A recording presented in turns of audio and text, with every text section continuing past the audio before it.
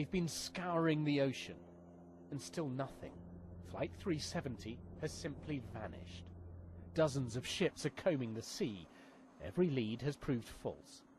An oil slick spotted from the air has been tested. It came from a ship, and what might have been a door now can't be found. So the search is being widened from the plane's last known position across Malaysia to the sea far to the west. And we're beginning to increase it, enlarge our area of our search in the next few days. So no trace of the 239 people on board, of artist Memchen Abra, of IBM executive Philip Wood. And for their families cooped up in a Beijing hotel, the lack of any definite news is taking a terrible toll. People are slowly coming to accept the awful truth, but while there's a tiny glimmer of hope, we're clinging to it. We just want to know what happened, he tells me.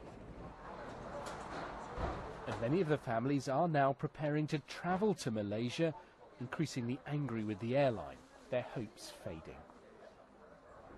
All the waiting and the uncertainty is wearing for the families. What they say now is all they want are answers, to find out from Malaysian Airlines where that plane has gone, and they want all its resources put into the search. There is one part of the mystery that could be clearing up. The two men who boarded the flight with stolen passports in Kuala Lumpur. It seems they may have been trying to claim asylum in the West.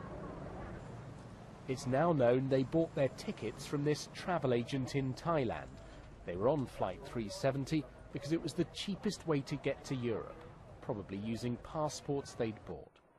These were European passports, and therefore, you know, on the face of it, would guarantee entry into Europe. And so it's used quite frequently by what we call migrant smugglers as part of a package to send illegal immigrants to the West. But then what did bring down Flight 370? Tonight there's a report debris may have been sighted in the sea off Vietnam. New hope for answers. Search crews heading to the area. David Maticus, BBC News, Beijing. Based on new satellite communication, we can say with a high degree of certainty that the aircraft communications addressing and reporting system, or ACRES, was disabled just before the aircraft reached the east coast of Peninsular Malaysia. Shortly afterwards, near the border between Malaysia and Vietnamese air traffic control, the aircraft transponder was switched off.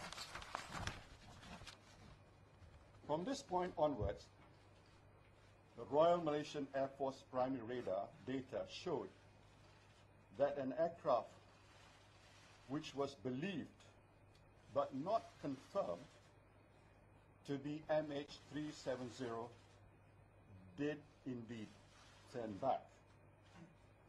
It then flew in a westerly direction back over Peninsular Malaysia before turning northwest. Up until the point at which it left military primary radar coverage, these movements are consistent with deliberate action by someone on the plane. Today, based on raw satellite data, which was obtained from the satellite data service provider, we can confirm that the aircraft shown in the primary radar data was flight MH370.